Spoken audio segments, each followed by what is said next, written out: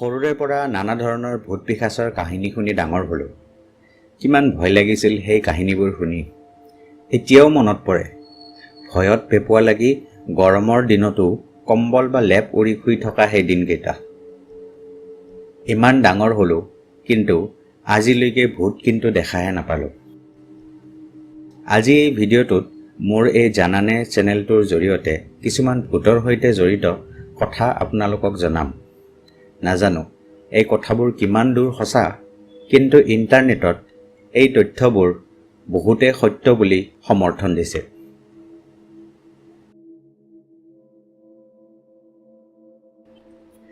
Vampire অৰ্থাৎ পিশাচে যেনেকৈ কেতিয়াও টোপনি নাযায়, ঠিক তেনেদৰে ভূতেও কেতিয়াও টোপনি নাযায়। আচলতে ভূতে নিজৰ অস্তিত্বৰ কাৰণ আৰু ন্যায় নোপোৱাৰ বাবেই আমাৰ সমাজত বাস কৰে বুলি কয়। ভূতে এই কথা নাজানে যে বৰ্তমান মানৱ সমাজত তেওঁলোক শাৰীৰিক অৱস্থাত নাই আৰু আমাৰ নিচিনাকেই এতিয়াও নিজকে জীয়াই থকা বুলি ভাবে। যেতিয়ালৈকে তেওঁলোকে ন্যায় বা মুক্তি নাপায়, তেতিয়ালৈকে অশান্তিত ভুগি থাকে আৰু ফলত কেতিয়াও টোপনি যাব নোৱাৰে। ভূতে নিজকে খুব মৰম কৰে আৰু বিচাৰে যে আমি মানুহবোৰে তেওঁলোকৰ উপস্থিতি যাতে অনুভৱ কৰোঁ আৰু তেওঁলোকক গুৰুত্ব দিওঁ। কেতিয়াবা আপুনি কোনো অন্য ব্যক্তি আশে-পাশে নথকা অৱস্থাত পাৰফিউম বা বেলেগ ধুনীয়া গোন্ধ অনুভৱ কৰিছে নেকি? হঠাৎ কেতিয়াবা নহ'বলগীয়া ধোঁৱা বা কুঁৱলীময় পৰিৱেশ দেখা পাইছে নেকি? এনে ধৰণৰ পৰিৱেশ যদি কেতিয়াবা দেখে বা অনুভৱ কৰে, তেনেহ'লে জানি ল'ব যে সেই ঠাইত আপুনি অকলে নাই।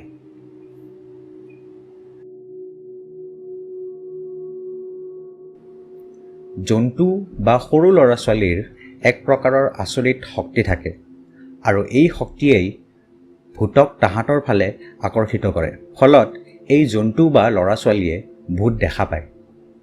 সৰু ল'ৰা-ছোৱালীয়ে ভূতক নিজৰ এক কাল্পনিক বন্ধু বুলি ভুল ধাৰণা কৰে। জন্তুৰ কথা ক'লে মেকুৰী এক এনে এটা জন্তু যিয়ে আশে-পাশে থকা ভূতৰ উপস্থিতি অনুভৱ কৰিব পাৰে আৰু লগতে ভূত দেখাও পায়।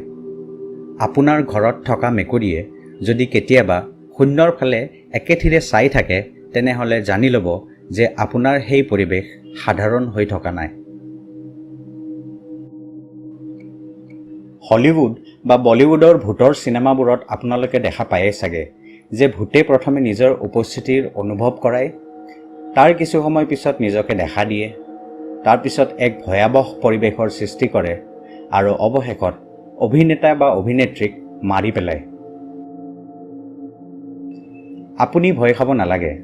আচলতে ভূতে কেতিয়াও আমাক নামাৰে বা মাৰিব নোৱাৰে। ভূতে কেৱল আমাক তেওঁলোকৰ উপস্থিতিৰ আভাসহে দিয়ে, যাৰ ফলত হয়তো আমি অতিকৈ ভয় খাব পাৰোঁ, যদিহে আমি সেই অনুভৱ সাধাৰণভাৱে নলওঁ। পাৰফিউম বা ডিঅ'ড্ৰেণ্ট লগাই কোনে ভাল নাপায় বাৰু? আমি সকলোৱে বিচাৰোঁ যে আমাৰ দেহাটো যাতে ধুনীয়া গোন্ধৰে আমোলমোলাই থাকে। বেয়া গোন্ধনো কোনে ভাল পায়? শুনিবলৈ আচৰিত, কিন্তু ভূতৰ গোন্ধ শক্তি অতিমাত্ৰা বেছি আৰু তেওঁলোক ধুনীয়া গোন্ধলৈ বৰ বেছি আকৰ্ষিত হয়। আপুনি হয়তো শুনি বিশ্বাস নকৰিব যে ভূতে লেমন অৰ্থাৎ নেমু টেঙাৰ গোন্ধ খুবেই ভাল পায়। যদি কেতিয়াবা ভূতৰ লগত একেলগে বহি দুই-এষাৰ সুখ-দুখৰ কথা পাতিম বুলি ভাবে, তেন্তে নেমু টেঙা আশে-পাশে থৈ আপুনি এই আশা পূৰণ কৰিব পাৰিব চাগে। আমি আমাৰ ভৱিষ্যতক লৈ মাজে সময়ে চিন্তাত পৰোঁ। বৰ্তমান আমি যি কৰি আছোঁ বা যি পৰিস্থিতিত আছোঁ, কালিলৈ কিবা সলনি হ'ব পাৰে নেকি বাৰু? ভৱিষ্যত আৰু অলপ ভাল হোৱাটো কোনে নিবিচাৰে?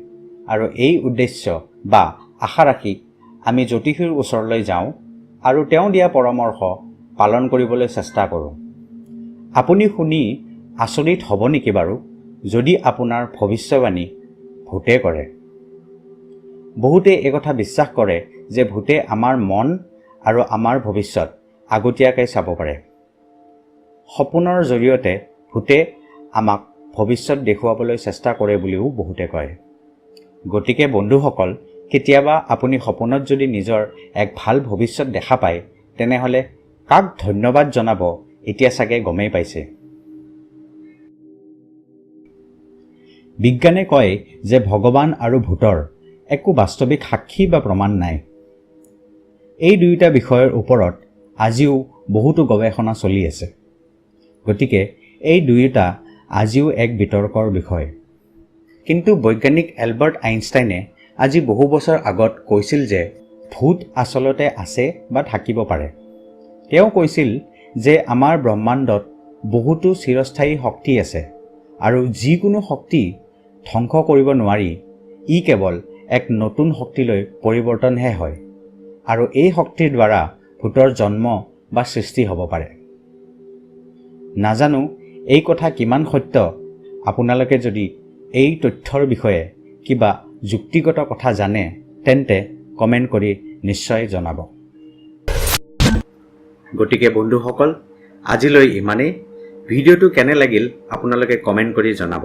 লগতে মোৰ এই জানানে চেনেলটো ছাবস্ক্ৰাইব কৰি কাষত থকা ঘণ্টা আইকনটোত ক্লিক কৰিব নাপাহৰিব, কাৰণ মই নতুন ভিডিঅ' আপলোড কৰিলে আপুনি প্ৰথমেই ন'টিফিকেশ্যন পাব। ধন্যবাদ।